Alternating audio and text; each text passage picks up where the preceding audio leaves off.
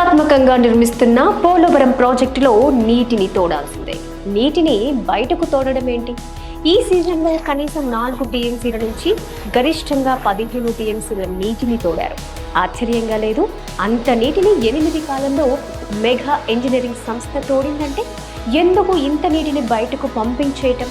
190 టీఎంసీల నీటిని నిల్వ చేసే విధంగా చేపట్టిన ప్రాజెక్టులో నీటిని బయటకు తోడేయడం ఏంటి?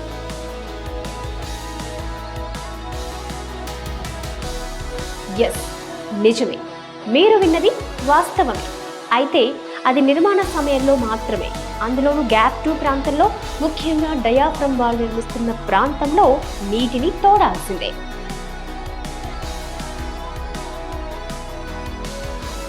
భూమి పొరల్లోని నీటిని బయటకు పంపింగ్ చేస్తేనే నిర్మాణం సాధ్యమవుతుంది.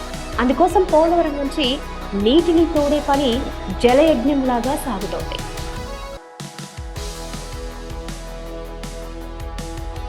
పోలవరం ప్రాజెక్టు నిర్మాణం క్లిష్టమైనది. ఏకరీతిన కాకుండా విభిన్న తరహాలో ప్రాజెక్టును నిర్మించాలి. ఇందులో స్పిల్వేతో పాటు గ్యాప్ 3లను కాంక్రీట్తో నిర్మించడం పూర్తయింది.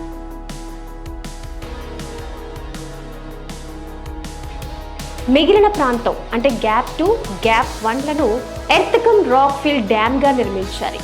ఇవి పూర్తిగా నది మధ్య భాగంలోనూ ఎడమ వైపున ఉంటాయి.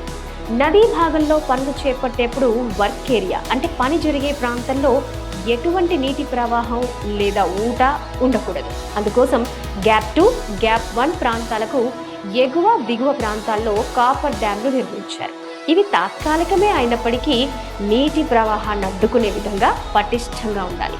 అయినప్పటికీ ఎంతో కొంత నీటి ఊట ఉండడం ప్రాజెక్టుల నిర్మాణ సమయంలో సహజం.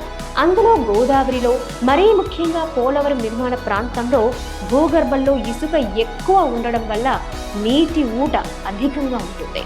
ఇది వర్షాకాలంలో మరీ ఎక్కువ. ఈ నీటిని ఎప్పటికప్పుడు బయటకు పంపింగ్ చేసి ఆ ప్రాంతంలో నీటి ప్రవాహం లేకుండా చూసుకోవాలి.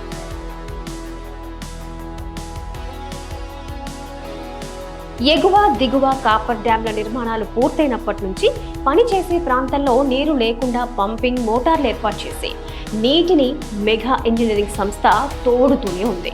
ప్రధానంగా డీవాల్ నిర్మాణాన్ని బావర్ సంస్థ చేపట్టగా అందుకు అవసరమైన అన్ని సౌకర్యాలను మెగా సమకూరుస్తోంది. ఇక గ్యాప్ 2, గ్యాప్ 1లను మెగానే నిర్మిస్తోంది. అందులో భాగంగా నీటిని బయటకు తోడేస్తోంది. గ్రౌండ్ కింద లోపల చేస్తాం. అది very typical and toughest work అనమాట.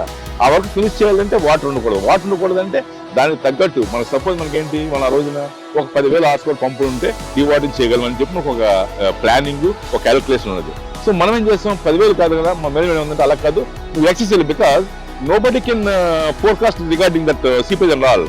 ఏమైనా జరిగితే మనం కాంట్ డూ అని చెప్పి ఛాన్స్ తీసుకోకుండా మనం ఇన్స్టెడ్ ఆఫ్ 10,000 హార్స్ పవర్కి మనం ఆల్మోస్ట్ 16,000 నుంచి 17,000 హార్స్ పవర్ మోటార్లో పెట్టుకుని బోలంత కోర్స్ ఆఫ్ డీజిల్ ఖర్చు అయింది మనకి. అవి తెచ్చుకుని పెట్టి నిరంతరం 24 hours 4 నెలలు డీవాటరింగ్ చేయడం వలన ఆ 4 months లో మనం నాట్ ఓన్లీ సింగిల్ డే కూడా మనం పని ఆపకుండా ఈ పని చేయగలిగాం. దట్స్ వై ఈ డయాఫ్రమ్ వాళ్ళు విత్ ఇన్ టైమ్ లో వీఆర్ గోయింగ్ టు ఫినిష్.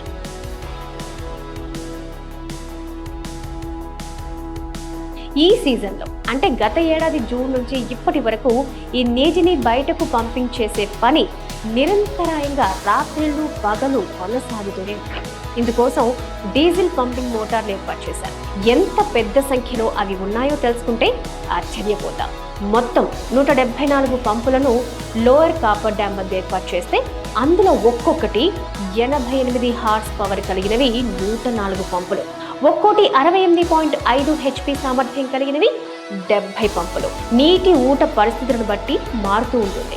ఆ ప్రకారం రోజుకు కనీసం 150 క్యూసెక్ల నుంచి గరిష్టంగా 630 క్యూసెక్కుల నీటిని తోడుతున్నారు. కనిష్టాన్ని పరిగణలోకి తీసుకుంటే రోజుకి 36,000 క్యూసెక్కులు అంటే దాదాపు 4 టీఎంసీల నీటిని పంపింగ్ చేశారు.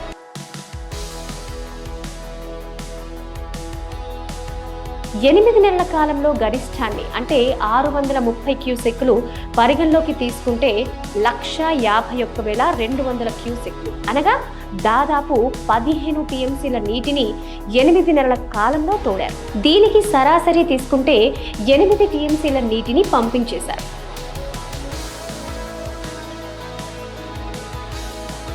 సాధారణంగా రైతులు తమ పొలాల్లోకి నీటిని పంపించేయడానికి గరిష్టంగా 10 హెచ్పి మోటార్లు వాడతారు. అరుదుగా 20 హెచ్పిని వినియోగిస్తారు. కానీ పోలవరంలో మొత్తం 14,000 హార్స్ పవర్ మోటార్లు వాడుతున్నారు. ఇది విస్తుపోయేలా కనిపించిన అంకెలతో కూడిన బహిరంగ సాక్ష్యం.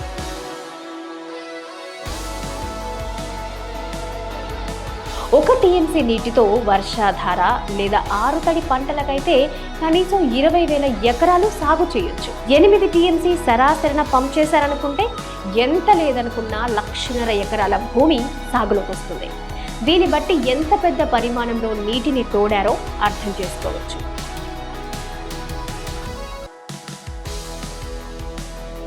దాదాపు 2020 నుంచి వర్క్ ఏరియాలో నీటి ఊట లేకుండా నీటిని పంపింగ్ చేసే పని మెగా ఇంజనీరింగ్ చేస్తూనే ఉంది.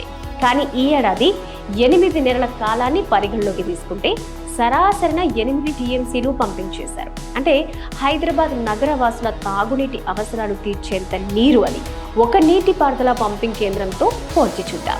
తెలంగాణలోని ఖమ్మం జిల్లాలో నిర్మించిన భక్త రామదాసు ఎత్తిపోతల పథకం ద్వారా 550 క్యూసెక్కుల నీటిని పంపింగ్ చేస్తారు. అంటే పోలవరంలో వర్క్ ఏరియా నుంచి లిఫ్ట్ చేసే గరిష్ట నీటి కన్నా తక్కువ.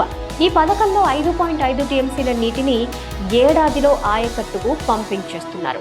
పోలవరం సరాసరి ఇంతకన్నా ఎక్కువ. దీన్ని బట్టి నాణ్యతా ప్రమాణాల ప్రకారం డీవాల్తో పాటు గ్యాప్ 1 అండ్ గ్యాప్ 2లను నిర్మించేందుకు పోలవరంలో ఎంత భారీ నీటిని బయటకు పంపింగ్ చేస్తున్నారో అర్థం కావడం లేదు.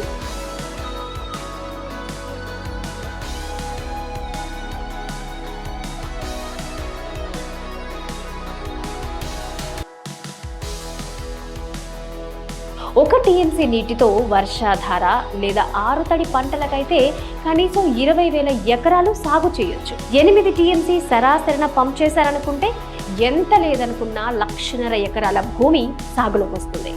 దీన్ని బట్టి ఎంత పెద్ద పరిమాణంలో నీటిని తోడారో అర్థం చేసుకోవచ్చు.